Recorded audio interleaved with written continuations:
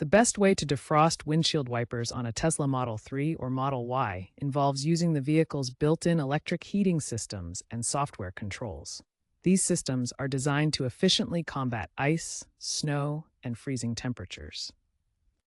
In most Model 3 and Model Y vehicles produced after 2022, especially long-range and performance trims, heated wiper blades come standard or as an option.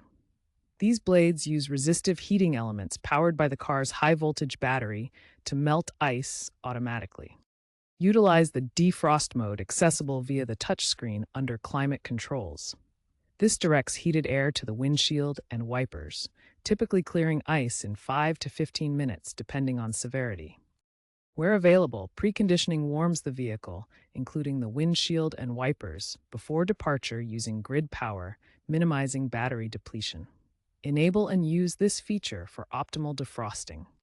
Tesla's built-in systems provide the safest and most efficient way to defrost your windshield wipers in cold conditions.